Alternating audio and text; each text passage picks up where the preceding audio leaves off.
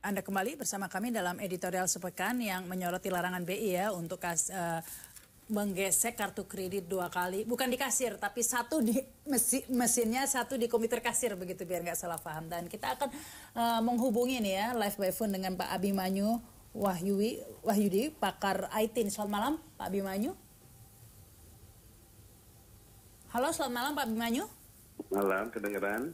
Ya, Pak Abimanyu di studio ini ada Pak Roy Mende, kemudian Ibu Eni Sri Hartati dan Bu Sularsi ini Pak. Selamat malam Pak Roy, selamat malam Ibu-Ibu. Ya, Assalamualaikum Pak Abimanyu. Nah, Pak Abimanyu ini kenapa sih BI sampai melarang untuk menggesek? Memangnya serawan apa sih kalau digesek di bukan di kasir, di komputer kasir itu? Ya, tanya BI-nya, jangan nanya saya.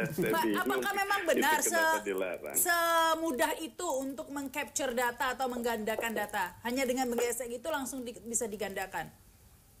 Nggak usah pakai POS nih kita nih ceritanya Mbak Rahma ya, kita nggak usah pakai POS, cukup hanya pakai edisi aja alat yang buat ngecas kartu kredit ke bank. Itu kalau mau di cloning sudah bisa kok, nggak perlu sampai ke komputer gitu. Tapi sekarang kita gini, kita concernnya apakah BI sudah tahu bahwa dua perangkat ini adalah dua perangkat yang kebutuhannya berbeda, tetapi butuh identitas yang sama, identitas dari kartu ya. Kalau di POS itu kan mencatat transaksi barang yang sudah dikeluarkan, makanan yang sudah dikeluarkan, kemudian dibayarnya, diadunya dengan kartu kredit yang mana, seberapa besarnya, kan gitu. Maka itu butuh digesek di komputer. Nah, kenapa harus digesek? Karena kalau mengetikkan 16 digit ke angka, pasti kemungkinan besar banyak yang bisa meleset mengisinya gitu loh. Daripada salah angka jadi jauh lebih ngaco, maka menggesek itu adalah sekedar solusi agar lebih mudah gitu ya, lebih cepat. Nah, kemudian sekarang kalau kita mau charge ke bank, itu kan kita masuk edisi ya. Pemirsa tahu lah yang alat itu yang kecil gitu, edisi. Mesin kecil itu ya. Yang kayak handphone bengkak.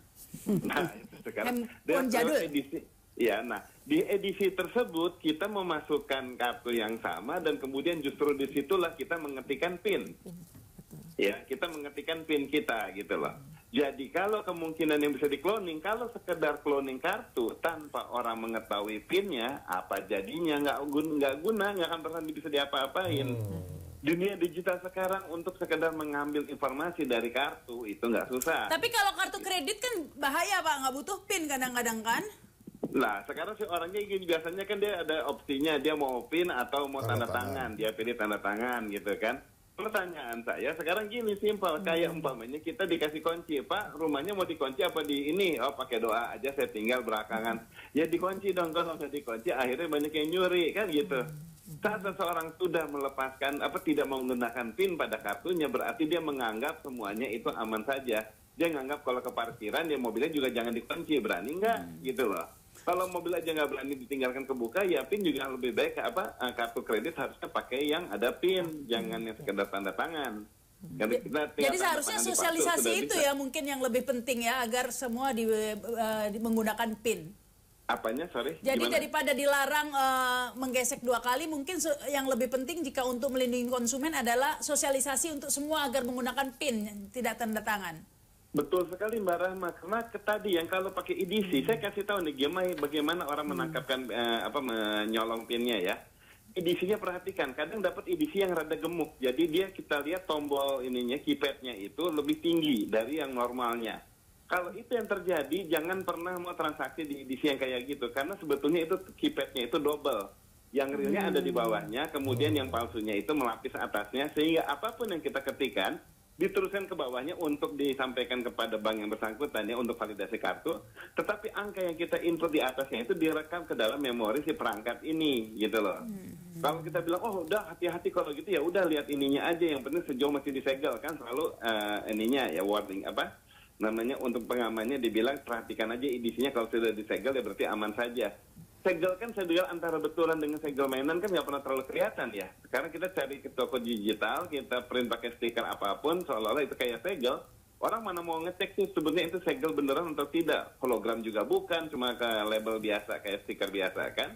Nah, padahal disitulah letak kita untuk bisa akhirnya bolong dan kemudian tercuri datanya. Kalau kita sekarang masukkan, bayangkan itu ke dalam perangkat POS, POS pernah nggak ada orang, Pak, tolong masukkan PIN-nya ke layar komputer? Nggak pernah. Yang pernah hanya cuma ke EDC-nya.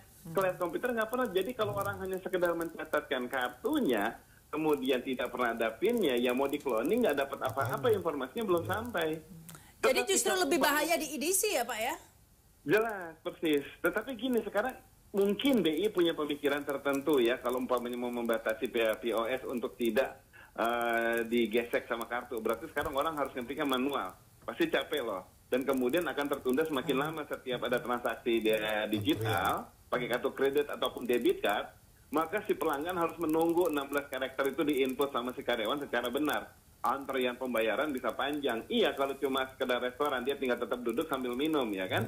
Tetapi kalau di department store, orang beli baju, beli apa, nggak nyebut namanya lah, misalnya yang bayar itu berendeng, berjejer gitu.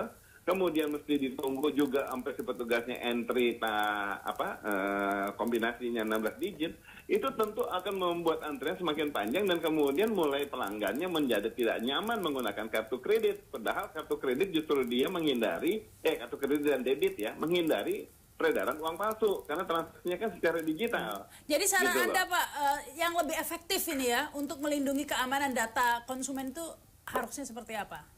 Gini, kalau ditakutin, sampai BI takut banget deh ini nanti datanya itu data digitalnya kerekam, ya sudah.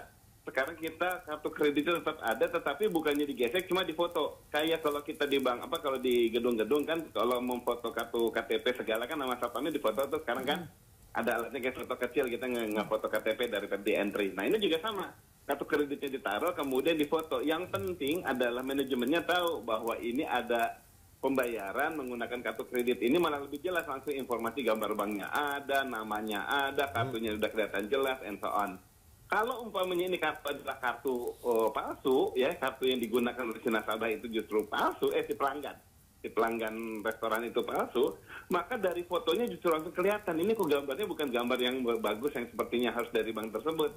Justru itu langsung ketahuan siapa yang palsu, siapa yang enggak. Nah, itu cara yang paling mudah gitu loh. Tetapi itu akan membongkar semua aplikasi POS untuk mengutilisasi dari yang tadinya menggesek kartu, sekarang ditambahkan fasilitas untuk memfoto kartu gitu loh. Tapi kalau untuk EDC nggak ada solusinya ya Pak ya, untuk mesin EDC? EDC solusinya ya sekarang ini untuk menghati-hatinya ya sebetulnya dari usernya sedikit lebih antisipatif lah. Sebetulnya kita kerasa kalau EDC betul wajar apa enggak kelihatan. Karena nggak mungkin tebelnya itu cuma sekedar 1 mili loh ya. Dia pasti tebelnya minimal itu 3-4 mili untuk bisa menyelipkan kartu tambahan. Jadi agar mungkin perlu disosialisasi agar publik lebih hati-hati. Baik. Iya, daya pencet kalau kita tekan itu nggak langsung cetak biasa, tetapi ada tek-tek gitu kayak ada tekanan 2 kali. Oke, baik, terima kasih nih Pak Abimanyu, selamat malam. Baik, sama-sama, insya Allah mana Assalamualaikum semua. Baik, informatif sekali.